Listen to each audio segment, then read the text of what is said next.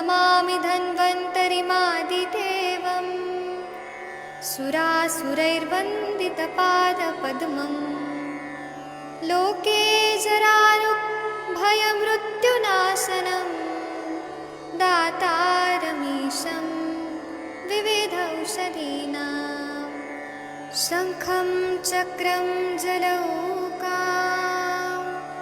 दधतं मृतघटं चारुदोर्भिश्चतुर्भिः सूक्ष्मस्वच्छातिहृद्यं शुकपरिविलसन् मौलिमम्भोजनेत्रम् कालाम्भोदोज्ज्वलाङ्गं कटितटविलसच्चारुपीताम्बराढ्यं वन्दे धन्वन्तरीतं निखिलगदवन् प्रौढदावाग्निलीलं प्रौढदावाग्निलीलं प्रौढदावाग्निलीलम्।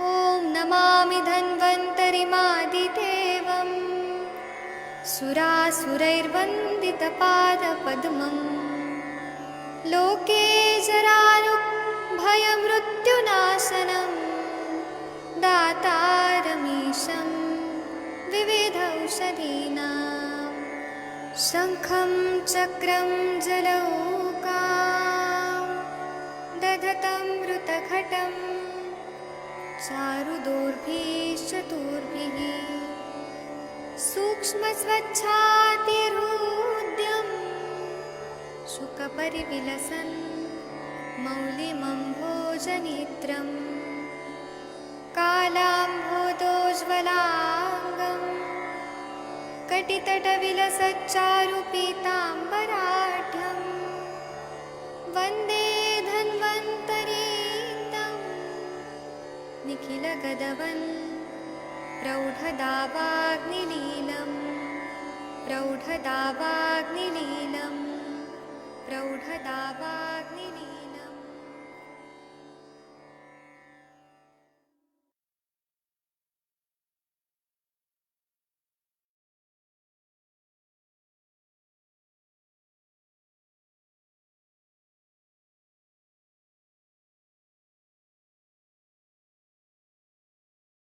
प्रणाम सभी लोगों को। मैं वैद्य अरविंद पाठक आप सभी लोगों का स्वागत करता हूं। सभी लोगों को कोटि कोटि प्रणाम करता हूं। आज हम लोग फीमेल इनफर्टिलिटी पे कुछ नया चीज सीखेंगे। मैं सभी को प्रणाम करता हूं और 1 मिनट रुक जाइए, बस मैं थोड़ा कुछ लोगों को होस्ट बना देता हूं। और हम लोग ना फीमेल इनफर्टिलिटी और आयुर्वेद की चिकित्सा, इस पे हम लोग चर्चा करने वाले हैं। सभी को मैं प्रणाम करता हूँ। थोड़ा ट्रैफिक में अटक गया था इसलिए लेट हो गया, उसके लिए मैं क्षमा प्रार्थी हूँ। 7 बजे हमारा रोज लेक्चर शुरू होता है, लेकिन आज थोड़ा सा लेट हो गया, उसके लिए मैं क्षमा प्रार्थी हूँ। हमारे पास ऐसे पेशेंट आते हैं, लेडीज पेशेंट, जिनको इनफर्टिलिटी रहता है और परिप्लुता योनि व्यापत रहता है। परिप्लुता योनि व्यापत में क्या रहता है कि वात और पित्त का उसमें प्रकोप रहता है। और पेशेंट ऐसे बताते हैं, कंप्लेंट लेके बताते हैं कि योनि में अस्पर्शा सहत्व है, मतलब वो स्पर्श नहीं होने देना चाहती है, और शोथ भी होता है और दाह भी होता है।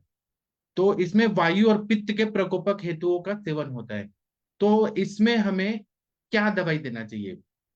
तो इंटरनली जो है, अगर हम लोग गायनेकोलॉजी देख रहे हैं, स्त्री रोग देख रहे हैं, और उसमें हम कौन सा मेडिसिन सबसे अच्छा सेलेक्ट करते हैं, तो शतावरी घृत जो है वह अगर हम लोग अग्नि को बढ़ा के, अब यहाँ पे वात और पित्त बढ़ा हुआ है, तो इसमें शतावरी जो है वह अग्नि खुद ही बढ़ा देगा, क्योंकि तिक्त रसात्मक, तिक्त मधुर कषाय रसात्मक होता है।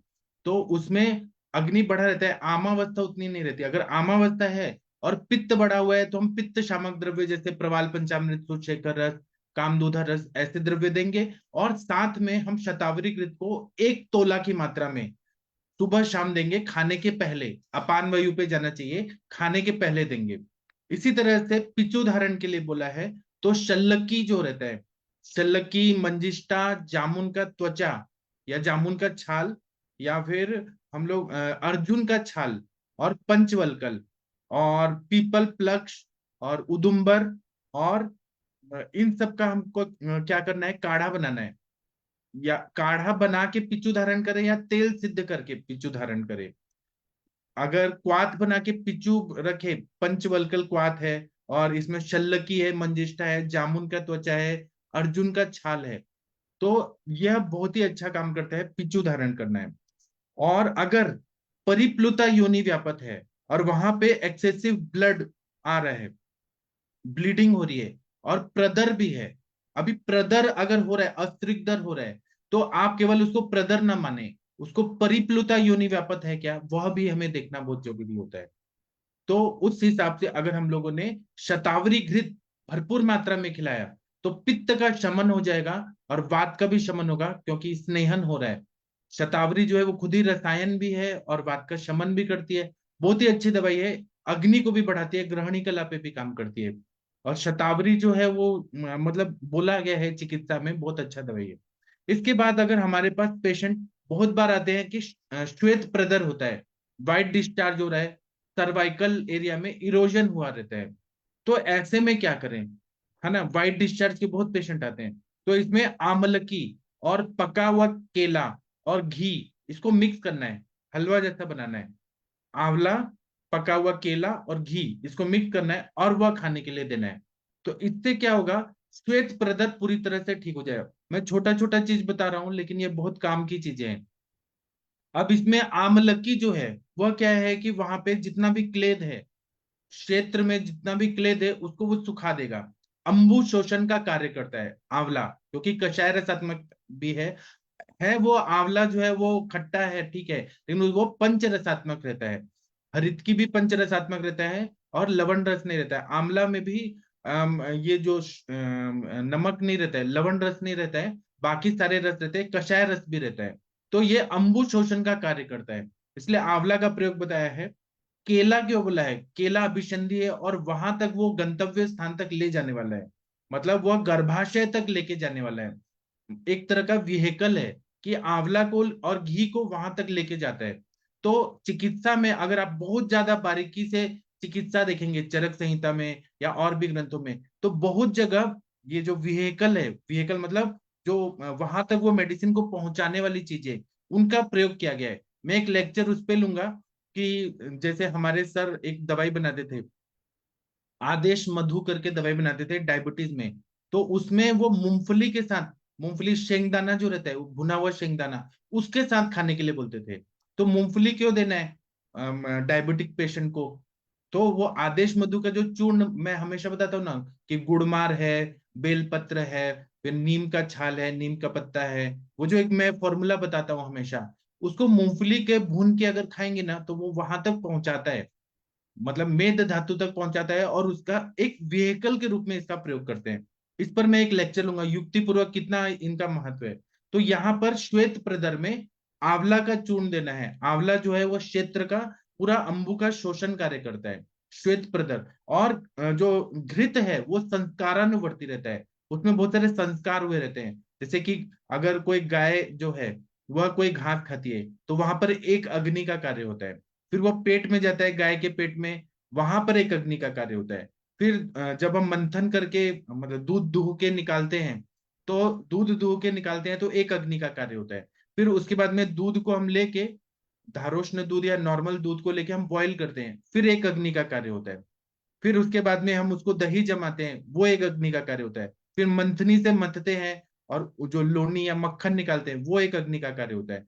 फिर उसके बाद में उसको हम घी की तरफ पिघलाते हैं, तो वह एक अग्नि का कार्य होता है। इतना संस्कार किया हुआ जो घी है, यह अगर शरीर में जाएगा तो यह, इसमें गुणधर्म ये रहता है गाय के घी में कि यह इरोजन को हील कर देता है, संस्कारानुवर्ती रहता है। इसीलिए श्वेत प्रदर जो रहता है, लिकोरिया या वाइट डिस्चार्ज रहता है, उसमें ये फायदा करता है।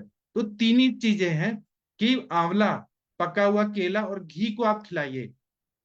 महंगा दवाई नहीं है, घर में भी आप किसी को भी दे सकते हैं, बहुत ही अच्छा फायदा करता है। इसी तरह से अगर किसी को पित्तज पांडु है, मतलब खून की कमी है और उसमें दाह हो रहा है, बर्निंग हो रहा है, और अम्ल पित्त भी हुआ है और योनि दाह भी हो रहा है, ऐसे पित्तज पांडु के है, सर्वांग दाह भी हो रहा है।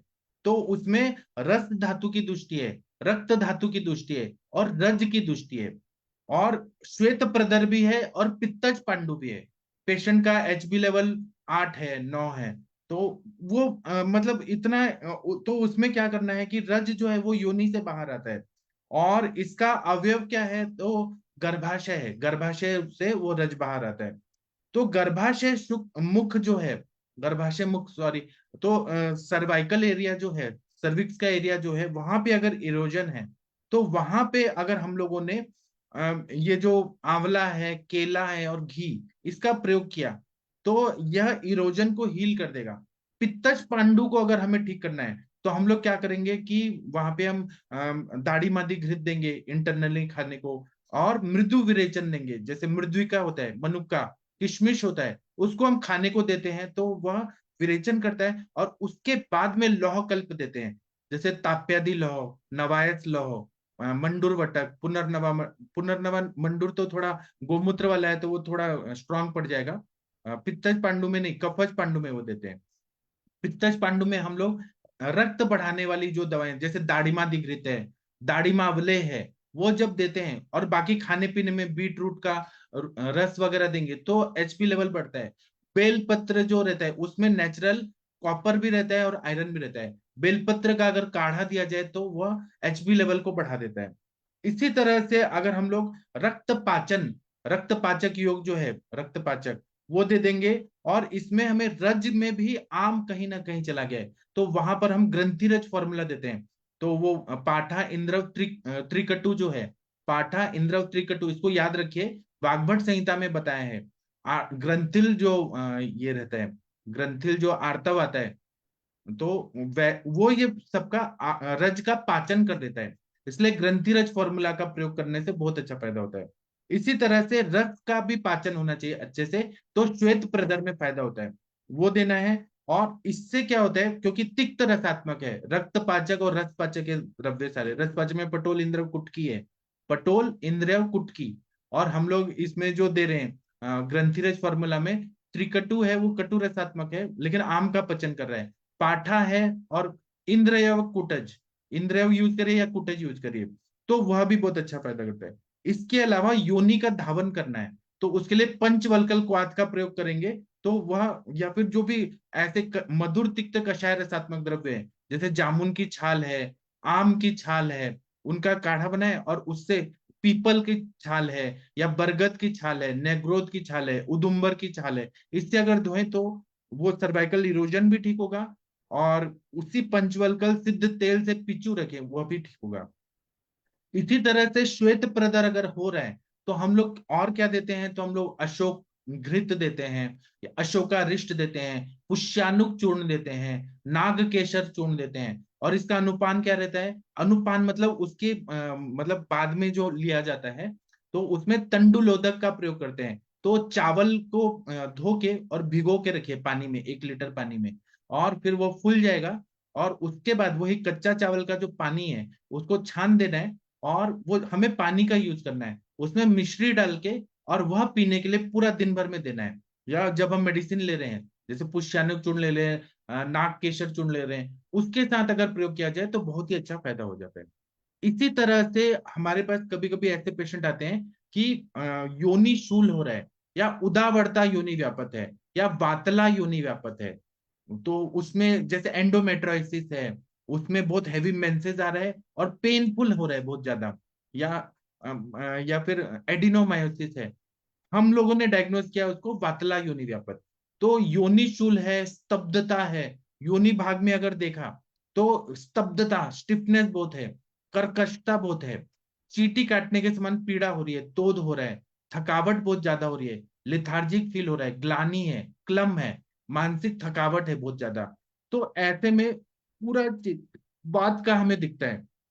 तो इसमें हम लोग क्या करेंगे, वात नाशक कर्म करना है। तो हम लोग स्नेहन, स्वेदन, बस्ती, बस्ती जो है वात की आधी चिकित्सा है, योनि व्यापत में तो पूरी चिकित्सा बताया गया है, उसका हम लोग प्रयोग करते हैं। स्नेहपान जो कराना है हमें वातला योनि व्यापत में, तो दीपन पाचन अनुलोमन करने के बाद में हमें बला तेल या काश्मर्यादि घृत, इसका प्रयोग करना है। बला तेल का हम बस्ती दे सकते हैं, और काश्मीरी जो गंभारी का घृत होता है मार्केट में मिलता है। और चरक चिकित्सा स्थान जो 30वां अध्याय है योनि व्यापक चिकित्सा, उसमें 149 नंबर का जो श्लोक है उसके आगे सब बताया है। तो काश्मर्यादि घृत जो है, हम लोग फल घृत का भी प्रयोग कर सकते हैं, लेकिन फल घृत से ज्यादा अगर देखा जाए इफेक्टिव, तो वो काश्मर्यादि घृत है। इसका प्रयोग अगर हम लोग करें तो ये वातला योनि व्यापक पूरी तरह से ठीक हो जाता है और कंसीव कर लेती पेशेंट।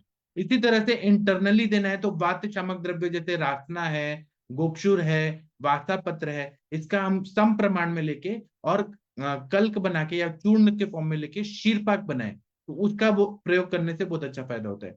इसी तरह से एक बचादी योग बताया है अष्टांग हृदय उत्तर तंत्र में, जहां योनि व्यापक पे अष्टांग हृदय का वाग्भट जी बताते हैं। तो 34 नंबर का जो अध्याय है उसमें 30 और 31 नंबर का जो श्लोक है उसमें वचादि योग है। वह अगर हम लोग प्रयोग करें तो वातला योनि व्यापक में वो पूरी तरह से ठीक करता है। इसी तरह से हमें अगर योनि धावन करना है वातला योनि व्यापक में, तो गुडुचि का प्रयोग करें, उसी तरह से रासना का प्रयोग करें और दंती मूल का प्रयोग करें।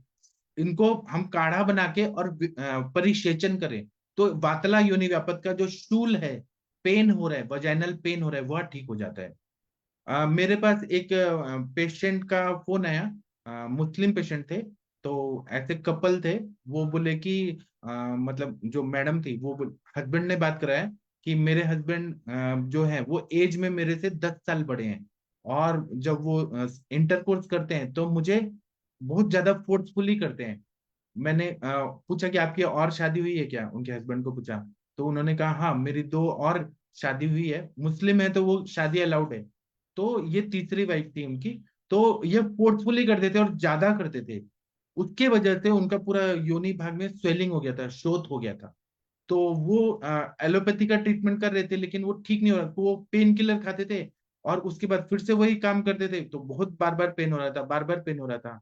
तो यही सारे सिम्टम्स दिख रहे थे। उनको योनि व्यापक नहीं था, उनको बच्चे हो गए थे, लेकिन वो एक्ट मतलब फिजिकल जो कर रहे थे उसके वजह से प्रॉब्लम हो रहा था। तो उनको योनि शूल, स्तब्धता, कर्कशता, चींटी काटने की तरह पीड़ा, तोद, थकावट, ये सारी चीजें थी। उसमें मैंने यही सब चीजें बोला कि जैसे कि मैंने बोला कि आप कोई घी लीजिए और वहां पे पिच्चू धारण करिए। और इंटरनली मैंने उनको सूक्ष्म त्रिफला और अमृता गुगुल, केशव गुगुल, त्रिफला गुगुल ये बोला, लेकिन उससे फायदा नहीं हुआ। फिर मैंने चेंज किया, ट्रीटमेंट चेंज किया। 7 दिन बाद मैंने पंचतिक्त घृत गुगुल और त्रयोदशांग गुगुल और सप्तविंशति गुगुल, ये थोड़ा पावरफुल दवाइयां दिया। तो उनका पूरी तरह से वो स्वेलिंग वगैरह, पेन वगैरह सब ठीक हो गया। और पिच्चू धारण करने को बोला और कुछ घृत पान करने को बोला, और तो वो ठीक हो गया। तो अगर आपके पास ऐसे कभी पेशेंट आए योनि शूल वगैरह हो रहा है, तो आप लोग इनका प्रयोग करके देखिए। जो मुझे अनुभव है वो मैं बता रहा हूँ। सप्तविंशति गुगुल जो है वो अपान क्षेत्र में, अगर जैसे गुद भाग में अगर पाइल्स हो गया है, भगंदर हो गया है, तो वहां वो सप्तविंशति गुगुल बहुत अच्छा काम करता है। इसी तरह से त्रयोदशांग गुगुल बहुत अच्छा काम करता है। और पंचतिक्त घृत गुगुल, पंचतिक्त से बनाया हुआ जो घृत और गुगुल, घृत भी है उसमें, भावना है, उस इन तीनों का कॉम्बिनेशन आप लोग प्रयोग करेंगे ना तो बहुत ही अच्छा फायदा होता है। इसी तरह से चरक संहिता में अगर देखें वातला योनि व्यापक के लिए, जो 30वां अध्याय है योनि व्यापक चिकित्सा, उसमें 58 और 59 नंबर का जो श्लोक है उसमें सेंधवादी तेल और गुड़ुच्यादि तेल है, यह मार्केट में मिलता है। इसका अगर पिच्चू धारण कराया जाए तो बहुत ही अच्छा फायदा होता है। इसी तरह से वातला योनि व्यापक को अगर हमें ठीक करना है और कंसीव नहीं हो पा रहा है, तो हमें तेल में, तेल का और अम्ल द्रव्यों से बनाया हुआ क्वाथ का स्वर या स्वरक का हमें यहाँ पे उत्तर बस्ती देना चाहिए, तो वातला योनि व्यापक पूरी तरह से ठीक हो जाता है। इसी तरह से कभी कभी प्रोलैप्स होता है, यूट्रस जो होता है या सर्विक्स होता है उसका प्रोलैप्स हो जाता है, स्तन और भ्रंश, ऐसे जो वर्ड बोले, ये किससे होता है, वायु की वजह से होता है। अगर कोई लेडी बहुत ज्यादा जोर लगाती है, मतलब अगर मल त्याग के समय, यूरिन पास करने के समय बहुत, और वहां के जो लिगामेंट्स हैं, ब्रॉड लिगामेंट है और वहां पे कौन से राउंड लिगामेंट है, वो अगर बहुत लूज हो जाते हैं तो जो गर्भाशय को पकड़ के रहते हैं, राउंड लिगामेंट, ब्रॉड लिगामेंट, वह सब लूज पड़ते हैं और ज्यादा प्रवाहन की वजह से योनि भ्रंश हो जाता है या गर्भाशय भ्रंश हो जाता है। तो उसमें एक ये जो होता है चांगेरी घृत का पिचू रखते हैं, मूषक सिद्ध तेल का पिचू रखते हैं, या एक बहुबीज तेल होता है उसका अगर हम लोग पिचू रखें तो बहुत ही अच्छा फायदा हो जाता है। अभी आप लोग कुछ बोलिए, फिर मैं एक बहुत ही महत्वपूर्ण टॉपिक पे बताऊंगा। बहुत बार पेशेंट ऐसे आते हैं कि स्मॉल यूट्रस या इन्फेंटाइल यूट्रस, उसमें हमें क्या करना चाहिए। पहले मैं आप लोगों से कुछ सुनना चाहूंगा। डॉक्टर कंचन मैडम, मुझे बार बार आपकी याद आती है क्योंकि आपका बहुत अच्छा प्रैक्टिस है। आप कुछ ऐसे योनि व्यापत के पेशेंट देखी हैं, कुछ अनुभव? प्रणाम। हाँ, जी प्रणाम। सर। मैंने काफी पेशेंट देखे हैं सर। और बिल्कुल आपने सही कहा कि शतावरी बहुत इसमें बहुत अच्छा काम करता है। अभी मैं तो शतावरी घृत तो मैंने कभी यूज नहीं किया, पर मैंने शतावरी चूर्ण के साथ मंडूर भस्म और प्रवाल पिष्ट मिक्स करके मैं पेशेंट को देती हूँ, तो उसका भी बहुत अच्छा फायदा होता है। मैं बहुत बार उसको शतावरी को शीर पाक बना के भी मैं देती हूँ, तो यहाँ पे बहुत अच्छा काम होता है। मैंने बहुत बार वंगा भस्म भी यूज किया है सर, वसंत कुसुमाकर भी यूज किया है ऐसे पेशेंट में। आपने बिल्कुल सही बोला, सप्तविशंति गुग्गुल का भी बहुत अच्छा फायदा होता है। मैंने अर्श के पेशेंट में भी सप्तविशंति गुग्गुल का बहुत अच्छा फायदा देखा है सर। और यहाँ पे बहुत बार चंद्र प्रभावटी भी हम देखे देखे तो पेशेंट में बहुत अच्छा रिजल्ट आता है। पेशेंट एक्चुअली यही हमें हिस्ट्री लेनी चाहिए कि पेशेंट का जो प्रॉब्लम है उसको एक्चुअली योनि व्यापद है या फिर उसके पार्टनर के वजह से उसको कोई मतलब जैसे आपने अभी बोला कि बहुत ज्यादा फोर्सफुल सेक्स होता है तो भी ये प्रॉब्लम क्रिएट होता है बहुत पेशेंट में। तो ये अब हमें पूछना चाहिए, क्योंकि हेतु हम जब तक वहां पे थोड़ा स्टॉप नहीं करते तब तक हम पेशेंट को ठीक नहीं कर पाते। बहुत बार जैसे मैंने लोकल एप्लीकेशन के लिए ऑयल, जैसे हाँ एक योनि पिचू जिसे बोलते हैं, तो योनि पिचू का भी बहुत अच्छा रोल होता है। मैंने फलाग्रित का योनि पिचू रखने के लिए बोला था। मैं यहाँ पे फलाग्रित भी मैंने काफी बार दिया है। मतलब हम बहुत अच्छे से ये पेशेंट को ठीक कर सकते हैं, बस हमें अच्छे से पेशेंट को समझा के, पेशेंट को अच्छे से मेडिसिन प्रिस्क्राइब करके और सब चीजें अच्छे से समझा दे, तो हम ये पेशेंट को पूरा अच्छे से ठीक कर सकते हैं। जी सर। जी। अभी ना हमारे पास जब आते हैं ऐसे पेशेंट स्मॉल यूट्रस या शॉर्ट वजाइना, तो इसमें हम क्या करें, क्योंकि एलोपैथी साइंस में कोई भी ऐसी दवाई नहीं बनाई गई है आज तक कि अगर अभी आप लोग जैसे स्क्रीन पे दिख रहे हैं, अगर यूट्रस का ग्रोथ ही नहीं हुआ, शॉर्ट वजाइना है, या नॉर्मल ओवरीज नॉर्मल है लेकिन वो ग्रोथ ही नहीं हो रहा है ना, तो इसमें क्या करें। तो आयुर्वेद में, या फिर बहुत बार ऐसे पेशेंट आते हैं जो सूचीमुखी योनि व्यापक रहते हैं, मतलब पिन होल वजाइनल ओरिफिस। तो एलोपैथी डॉक्टर्स तो अगर यूट्रस ठीक है, बाकी सब ठीक है, तो आईवीएफ करते हैं। लेकिन अगर सूचीमुखी योनि व्यापक है तो आईयूआई कराते हैं। लेकिन अगर स्मॉल यूट्रस है, अगर वो क्षेत्र ही नहीं पूरा अच्छे से बना है, या फिर बंध्या योनि व्यापक है, तो इसमें हम क्या करें। या फिर वात दुष्ट रज है, तो हम इसको ट्रीटमेंट ना कंटिन्यू देंगे 3.5 साल तक। बोल देंगे हम लोग कि हम 1.5 साल से 3.5 साल तक इलाज करने वाले हैं, क्योंकि लंबा टाइम चल। और इसमें ऐसी दवाइयां देना है जो वीर्यवान द्रव्य है। तो इसमें, और न ऐसे मैंने केसेस सॉल्व भी किए हैं और मैंने सर के पास भी देखे हैं। तो इसमें मुस्तादी यापन बस्ती, जो हमारा सिद्धि स्थान में यापना सिद्धि करके अध्याय है, उसमें मुस्तादी यापन बस्ती जो है ना बताया है, वो बहुत ही इफेक्टिव है। और जहां पर भी ग्रोथ रुक गया है, कोई भी चीज का, कोई ऑर्गन का ग्रोथ हो नहीं रहा है, उसमें मुस्तादी यापन बस्ती देते हैं। उसमें मासरस भी डाला हुआ है और बाकी द्रव्य भी डाले हैं, उसका यापना बस्ती रोज देना है। इसी तरह से बेशवार होता है, जो मांस के कल्क वगैरह लेके आते हैं, मांस मांस के टुकड़े लाते हैं और उसका वेश्वार का पिचू धारण कराना है, तो उससे भी बहुत अच्छा ब्रहण होता है।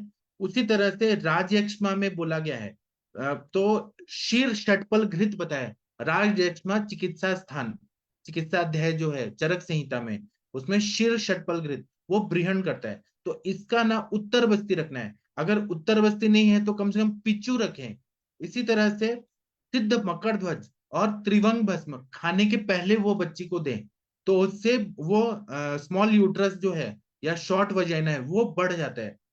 कभी कभी 9 महीना लगता है, कभी कभी 1.5 साल लगता है, कभी कभी 3.5 साल, लेकिन 100% उसका रिजल्ट आता है। अभी इसी से रिलेटेड मैं अभी बाद में बताऊंगा। एक मैं केस जो बताया था, आज मैंने बच्चे का पिक्चर भेजा था कि एक बच्चा था सेरेब्रल पाल्सी का, तो उसका ना ग्रोथ नहीं हो रहा था और नेक होल्डिंग नहीं था।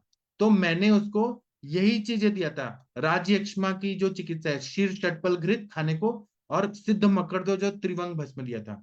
तो उसका बच्चे का ग्रोथ इतना अच्छा, और भी दवाइयां दिया था, वो मैं बाद में बताऊंगा, क्लिनिकल समाशा में बताऊंगा। लेकिन मुझे अभी याद है, तो वो बच्चे का नेक होल्डिंग आ गया है पूरा, और बच्चा आराम से बैठ सकता है। अभी कुछ दिन में वो चलेगा भी और एकदम बच्चा नॉर्मल हो जाएगा। तो मतलब कहने का मतलब ये है कि हम जब सिद्ध मकर ध्वज, सिद्ध स्वर्ण मकर ध्वज और त्रिवंग भस्म देते हैं, तो ये शुक्र धातु और मज्जा धातु को इतना स्ट्रांग बनाता है। जब शुक्र और मज्जा अच्छे होंगे तो सारे धातुओं का पोषण होगा। और जिस तरह से अनुलोम क्षय होता है, प्रतिलोम क्षय होता है, उसी तरह से अनुलोम ब्रीहण और प्रतिलोम ब्रीहण भी होता है। मतलब अगर हमने शुक्र को अच्छा किया तो रस धातु तक वो ब्रीहण कर देता है, सब अस्थि को करेगा, मज्जा को करेगा, शुक्र को, मांस को, सबको कर देता है।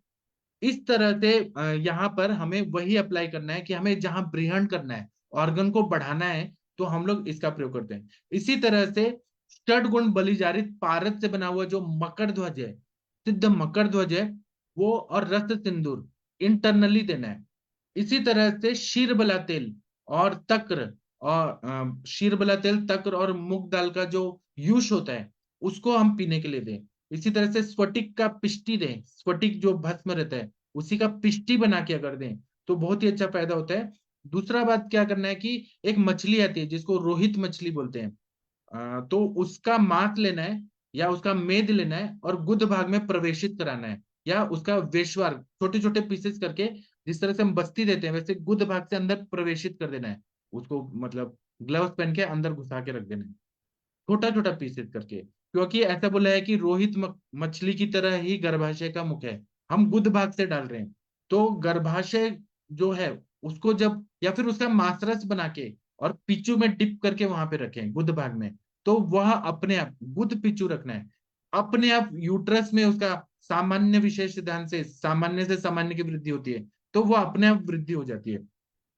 इसी तरह से दूध में बैठाना है रोज, मतलब 10-15 लीटर दूध लाएं और वो पेशेंट को बैठाएं, अवगाहन कराएं, या अन्न का लेपन करें, गुद भाग में, योनि भाग में ऐसे लेपन करें, या नाभि से जानु तक, नाभि से लेके पूरा जो हमारा घुटने है वहां तक लेप करें, खीर बना के, या फिर शाली षष्टिक पिंड श्वेत जो बनाते हैं वैसे ही खीर बनाएं।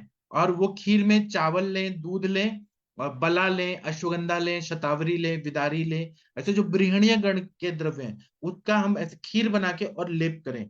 अगर ऐसे हम करें, या 5 टाइप के जो धान्य होते हैं उसको पीस कर दूध में मिक्स करके और उससे वो पूरा लेप करें, तो इसका फायदा ये होता है सामान्य विशेष सिद्धांत से कि वह बढ़ जाता है, मतलब जो स्मॉल यूट्रस जो है उसका ग्रोथ अच्छे से हो जाता है, ऐसा अनुभव आया है।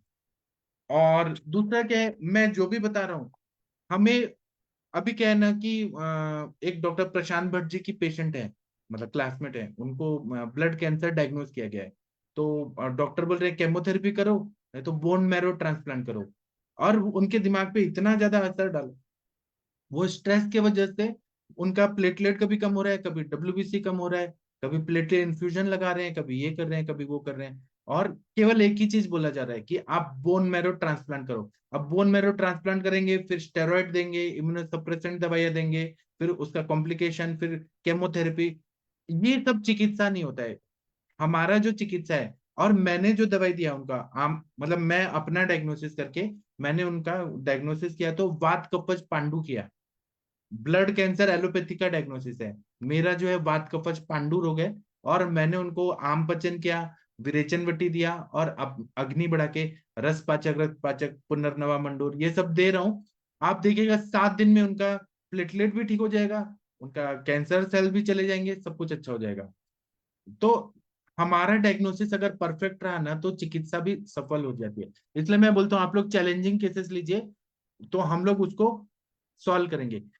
कुछ केसेस ऐसे हमारे सर के पास मैंने देखे हैं कि ओवरीज नॉर्मल था, यूट्रस जो था स्मॉलर था नॉर्मल साइज से, और हाइपोप्लास्टिक यूट्रस था, और सेकेंडरी सेक्सुअल कैरेक्टर जैसे ब्रेस्ट वगैरह वो सब ठीक था। तो इसमें और क्या हुआ कि हिस्ट्री जो लिया गया, तो उसमें ये जरूर पूछना चाहिए कि रिश्ते में रिश्ता ऐसे करके शादी हुआ है क्या, और उनका जो माता का डिलीवरी हुआ था वो नॉर्मल हुआ था या एलएचसीएस हुआ था, सिजेरियन हुआ था, या फिर कॉम्प्लिकेशन हुए थे, कंप्लेंट हुआ था कि प्रेगनेंसी में। ये स्मॉल यूट्रस का हेतु क्या है, मतलब खाना पीना में कुछ गड़बड़ हुआ था क्या, माता से पूछना चाहिए केस टेकिंग के टाइम। या मिट्टी खाने की आदत थी क्या, मृद भक्षण जन्य पांडु था क्या, इसीलिए आपकी बेटी को ऐसा हुआ क्या। ये बहुत डीप में हमें केस टेकिंग करना पड़ता है। तो हमारे सर ने एक चिकित्सा दिया था, जब स्मॉल यूट्रस था तो उसमें जीवंत्यादि यमक करके मिश्रक्स ने दिया था, यवागु दिया था। यवागु जो ऐसे हम लोग चावल का ही यवागु बनाते हैं, और उसमें पंचकोल डाल के जब हम करते हैं ना, पंचकोल, पिपली पिपली मूल चव्य चित्रक शुंठी, ये डाल के जब सिद्ध करते हैं तो वो अग्नि को बढ़ाता है, वो बृहण करता है। ऐसा 1 महीना दिया। उसी तरह से पद्मकादि अगत दिया रात में। पद्मकादि गण जो बताया है अष्टांग हृदय में सूत्र स्थान में, उसी में अगत द्रव्य थोड़े हल्दी और तुलसी और ये सब डाल दिया, वो दिया। पद्मकादि गण भी अगत ही है वो चीजें, उसमें थोड़ा कुछ और ऐड कर दिया। इसी तरह से सिद्ध मकरध्वज, गुडुचि सत्व और जीवनीय गण, जीवक ऋषभक मेधा महामेधा काकोली शीर काकोली मधुपर्णी माशपर्णी जीवंती अष्टि मधु। और एक विष्णु तेल है इसमें भेषज रत्नावली में, योनि रोग में बताया विष्णु तेल, और उसका और जीवनीय गण का तेल सिद्ध करके उसका पिचू रखने को बोला। और पेट पे बेर होता है, बेर बदर, उसका बीज और बेल उसका पंचांग उसका लेप लगाने के लिए बोला। और अदरक सिद्ध घृत का नस्य दिया। वंग भस्म और रस पाचक दिया। पहले 15 दिन दिया, फिर चेंज किया। और मुस्तादी यापन बस्ती दिया, और जीवने गण की बस्ती दिया। फिर उसके बाद में पुरुष वर्धन करने के लिए उड़ीद वगैरह खाने के लिए दिया। और गोक्षरादि द्रव्य से मूत्र वर्धन किया, पुरुष भी बढ़ाना है और यूरिन भी बढ़ाना है। क्योंकि गर्भाशय जो है, हमारे सर हमेशा बताते हैं कि गर्भाशय जो है वो मूत्राशय और पुरुषाशय के बीच में है। तो उसका अगर वृद्धि करना है हमें, तो हमें पुरुषाशय का अग्नि पे काम करना है, और हमें मूत्राशय पे भी काम करना है। इसीलिए जो पुरुष विरंजनीय गण, पुरुष संग्रहणीय गण, इसके जो द्रव्य है वो वहां से लिए और वो दिए। और मूत्र विरंजनीय गण, मूत्र संग्रहणीय गण और मूत्र विरेचनीय गण, इसके कुछ कुछ द्रव्य लिए और वह दिए। जब वो गर्भाशय को उतना हीट मिलने लगा, तो गर्भाशय की वृद्धि होने लगी, है ना। ये जितने गण बताए ना, पुरुष संग्रहणीय गण, पुरुष विरंजनीय गण, ये वहां की अग्नि पे काम करता है। इस तरह से योजना किया गया। और अमावस्या और पूर्णिमा को छोड़कर अन्य टाइम में उसका मूड स्विंग देखा गया। और पांडु का देख के और उसका राइट कुबेटल फोसा में से और रक्त मोक्षण किया गया। तो उसका ना फिर 9 महीने बाद देखा गया, तो जो हाइपोप्लास्टिक यूट्रस था ना वो नॉर्मल हो गया था। धीरे धीरे वो बढ़ बढ़ के नॉर्मल हो गया था। तो ये जो फॉर्मूला है ना, मैं आपको अभी ग्रुप में डाल दूंगा। ये फॉर्मूला का प्रयोग आप लोग भी करिए। अगर आपके पास ऐसा हाइपोप्लास्टिक यूट्रस, स्मॉल यूट्रस, या ऐसे पेशेंट जब आते हैं इन्फेंटाइल यूट्रस, ऐसे जब पेशेंट आते हैं तो इनका प्रयोग करिए। इसी तरह से आप लोग अगर कुछ बोलना चाहें बोल सकते हैं। डॉक्टर महेंद्र सर, आप कुछ बोलना चाहेंगे? आपके पास जब भी ऐसे कोई चैलेंजिंग केस है ना, आप लीजिए, फिर हम सॉल्व करेंगे। हाँ महेंद्र सर डॉक्टर बोलिए। साहब, ये छोटे छोटे यूट्रस का विकास करने वाले पेशेंट तो अभी मेरे पास नहीं आए, लेकिन ल्यूकेरिया वगैरह के तो पेशेंट आते रहते हैं। उसमें अपन जैसे दार्विक वात है, पुस्त्यान हो गया, वो तंडुल से दे देते हैं। उसमें त्रिभंग भस्म का और चंद्रपावटी आरोग्य वर्धिनी इनका प्रयोग करते हैं, तो उसी से आराम मिल जाता है। और लोकल में प्रचालन भी कर देते हैं। और जैसे फलगत का पिचू रख देते हैं, या फिर धर्मांतर घृत का रख देते हैं, उससे भी काफी आराम मिल जाता है। या फिर चंदन प्रलाक्षादी तेल का पिचू से भी रिलीफ मिल जाता है। और उसमें करीबन 6 महीने तक तो लग ही जाते हैं करीबन। और न हमारे सर का ये स्टडी है कि अगर जो लोग विदाही अन्नपान का सेवन करते हैं, विदाही विदाही मतलब जैसे पानी पूरी और तीखा गरम मसाले बचपन से जो लोग खाते हैं, तो मतलब जिनका जो गर्भाशय की वृद्धि नहीं हुई है, उनका हिस्ट्री अगर निकालते हैं तो वो लोगों ने विदाही अन्नपान, उनकी माता ने भी सेवन किया है और इन्होंने भी सेवन किया है, बच्ची ने भी किया है। तो ऐसा बोला जाता है कि आमाशय और पक्वाशय में जब पचन क्रिया हो रही है और वहां पे वायु का प्रकोप है, पित्त का प्रकोप ज्यादा हो गया है, तो उससे उसका इफेक्ट गर्भाशय के पोषण पे होता है, गर्भाशय का ग्रोथ अच्छा से नहीं होता है। तो इसीलिए उसमें हमें विदाही अन्न को बंद कर देना है, पचन क्रिया अच्छा करना है, दिनचर्या अच्छा करना है, ऋतुचर्या अच्छा करना है, बिना भूख के नहीं खाने देना है, और 3.5 साल तक इलाज करें तो गर्भाशय बढ़ जाता, मतलब नॉर्मल शेप में आ जाता है। इसी तरह से अगर आपके पास पेशेंट है डिसमेनोरिया के, डिसमेनोरिया मतलब कि पेनफुल मेंसेस, तो उसमें हम लोग हमारे सर बोलते हैं कि 3 दिन तक आप उसके पहले मात्रा बस्ती दे दें, शीरबला तेल या धनवंतर तेल का या सहचरादि तेल का, 3 दिन पहले, ऐसा 3 साइकिल में करना है। और प्रवाल पंचामृत देना है, तो उससे बहुत अच्छा फायदा होता है। और कभी कभी पीरियड के टाइम पे गर्भाशय के अंदर में शोथ जैसा हो जाता है और उसमें शोभ भी हो जाता है, तो इसमें कैल्शियम की कमी रहती है। सुधा कल्प तो फिर हम देंगे ना प्रवाल पंचामृत वगैरह, तो वो पीरियड का टाइमिंग जो होता है ना वो रेगुलर हो जाता है। क्योंकि हम लोगों ने ये मॉडर्न में पढ़ा है कि मसल्स का जो भी कार्य होता है उसमें कैल्शियम की जरूरत होती है, हार्ट में भी कैल्शियम की जरूरत होती है, सोडियम की भी जरूरत होती है, हर चीज की जरूरत होती है, इलेक्ट्रोलाइट्स की। तो अगर कैल्शियम की कमी है तो उसके वजह से भी डिसमेनोरिया होता है। मतलब उसके जो मसल्स है ना, स्ट्रैटेड मसल्स, नॉन स्ट्रैटेड मसल्स, आप लोगों ने पढ़ा है ये सब फिजियोलॉजी में, वहां पे कैल्शियम मिलना बहुत जरूरी है मसल्स के काम के लिए। तो वहां पे प्रवाल पंचामृत देने से डिसमेनोरिया, क्योंकि आकुंचन हो रहा है डिसमेनोरिया में, फोर्सफुल आकुंचन हो रहा है, इसलिए पेन होता है बहुत ज्यादा, वहां पे हम लोगों ने प्रवाल पंचामृत दे दिया तो वह प्रॉब्लम सॉल्व होता है। और मात्रा बस्ती दे दे 3 दिन तक, ज्यादा भी दे सकते हैं लेकिन 3 3 दिन तक अगर दिया मेंसेस आने के पहले तो बहुत अच्छा फायदा होता है। दूसरा कपर्दिका है और शॉक्तिक है, यह शोभ नाशक है, जो इन्फ्लेमेशन है अंदर वो ठीक हो जाता है और कैल्शियम का भी सोर्स है। इसको देने से डिसमेनोरिया पूरी तरह से ठीक होता है। और रेगुलर करने के लिए 10 मोलारिस्ट का अनुपान, या 10 मोलारिस्ट पूरा 3 महीना 6 महीना कंटिन्यू दिया तो इससे डिसमेनोरिया ठीक रहता है। अभी आप लोग कुछ बोलना चाहेंगे तो बोलिए। डिसमेनोरिया के पेशेंट वीना मैम आपने देखा है क्या, आपने ट्रीट किया है? डॉक्टर वीना मैम कुछ बोलना चाहेंगी? पेनफुल मेंसेस में आप लोगों ने कुछ, शशि मैडम आप कुछ बोलना चाहेंगी? आपने गायनेक वार्ड में काम किया है, आयुर्वेदिक चिकित्सा कभी दिया है? सपना मैडम आप कुछ बोलना चाहेंगी? बोलिए बोलिए, सोचिए। हाँ सपना। हेलो। जी मैडम। हाँ जी सर, नमस्कार सर। सर, इसमें अपने जो जैसे सर्वाइकल इरोजन होता है तो उसमें अपामार्ग क्षार या क्षार का जो स्थानिक प्रयोग है वो अच्छा रिजल्ट देता है। इरोजन में आप क्षार देंगी? सर्वाइकल इरोजन में सर। हाँ सर्वाइकल इरोजन है, वहां पे जख्म हुआ है। हाँ, नहीं, अपामार्ग क्षार घृत, उससे ही सर हमने एनआईए में किया था सर ये प्रयोग। मतलब किसी का रिसर्च था सीनियर का, तो हम साथ में थे उनके, तो इसका अच्छा रिजल्ट मिला था। वो किस तरीके से सर? नहीं ऐसे नहीं, हम्म। अगर इरोजन है तो फिर अपामार्ग क्षार घृत ये कैसे? वाइट डिस्चार्ज में दे सकते हैं अपामार्ग, क्योंकि वो क्लेद को निकालेगा और सब शोथ को कम करेगा। लेकिन इरोजन में फिर वहां पे क्या जख्म था, क्या था वहां जी पे? हाँ, जी सर, जी सर, हाँ, जख्म ही था और उस पेशेंट को आराम भी मिला बहुत अच्छे वो से। ठीक है, वो जख्म जो था ना वहां पे क्लेद होगा बहुत ज्यादा, क्लेद हम्म। होगा, कफ होगा बहुत ज्यादा, उसको जी। वॉश करने के पर्पज से अपामार्ग क्षार घृत का प्रयोग किया। जब कचरा निकाल दिया तो बॉडी ने खुद हील कर दिया, इस तरह से हाँ जी। सर, साबुन। अब हम क्षार घृत स्थानिक प्रयोग मतलब वो कसकुलम लगा के करते थे हाँ और उसके पश्चात जैतैदी घृत का पिछू धारण कर हाँ, देते थे, यही तो तो, सर ऐसा यही तो जरूरत है, तो कंटिन्यूअसली। हील करने के लिए चाहिए, जात्यधिक घृत दिया था ना उन्होंने। जी जी, हाँ जी सर, वही 3 साइकिल तक किया तो पेशेंट का पूरा 3 साइकिल के बाद ठीक हो गया एकदम। तो क्या है ना, जैसे हम कपड़ा धोते हैं तो कपड़ा धोने के लिए हम साबुन सोडा का प्रयोग जी करते हैं, वॉशिंग पाउडर। तो अपामार्ग क्षार जो है ना वो क्लीनिंग के लिए यूज हुआ घृत में, वो जी क्लीनिंग जी। हाँ जाते जी। वो किया। हाँ सही बात है।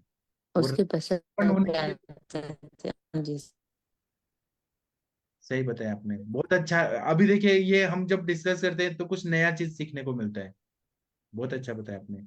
जी हाँ, सर। हाँ जी सर। अप्पा मार्ग क्षार घृत से क्लीनिंग किया और उसके बाद में जात्यादी तेल का पिच्चू रखा, है ना। जी सर। हाँ जी सर। और वीना मैम आप कुछ बोलना चाहेंगी, कुछ एक्सपीरियंस? शशि मैडम कुछ बोलना चाहेंगी?